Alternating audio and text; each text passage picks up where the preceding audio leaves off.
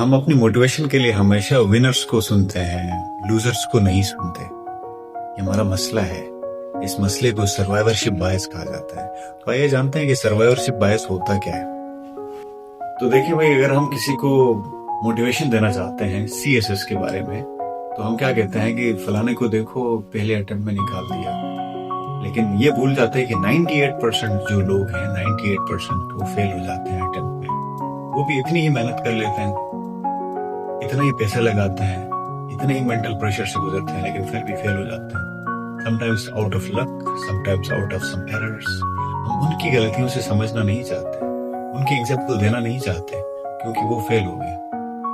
हम उनके एग्जाम्पल देते हैं जो जीत गए हैं, और अपने इर्द गिर्द एक पॉजिटिव इख्तिलाफ बनाते हैं। ऑड्स को समझने की कोशिश नहीं करते। अगर बिजनेस स्टार्ट करने के लिए कोई बंदा आपको मोटिवेशन देता है, तो वो आपको ये कहता है कि उस बंदे ने 10,000 से स्टार्ट किया था, 0 से स्टार्ट किया था यार, उसने रेडी लगाई थी, वहां से स्टार्ट किया, और आज देखो उसके ये हैं TKR के एग्जाम्पल ने, पता नहीं किस किस की एग्जाम्पल देते हैं।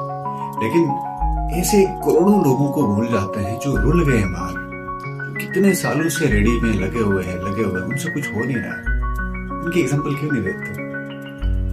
और एक आखिरी एग्जाम्पल उन तमाम हमारे बूढ़ों के लिए जिनको अगर परहेज के लिए कुछ कहा जाता है कि घी नहीं खाओ तुम्हें ब्लड प्रेशर है, या फिर बड़ा गोश्त नहीं खाओ तुम्हें ये मसला है, शुगर है आपको, चीनी की चाय ना पिए, तो वो ये एग्जाम्पल लेके आते हैं कि फलाना ने 90 साल जिंदगी गुजारी है और वो घी खाता है, पता नहीं क्या क्या खा लेता है।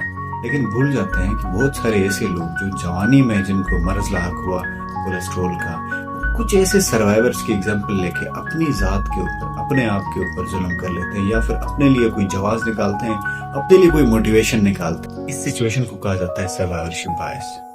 याद रखें, जब भी आपको कोई मोटिवेशन देते हुए ये कहता है कि फलाना बंदे ने किया है तुम भी कर लो, तो वो सर्वाइवरशिप बायस करता है। उसके अपने फील्ड के अंदर देखो कितने लोग फेल हो गए।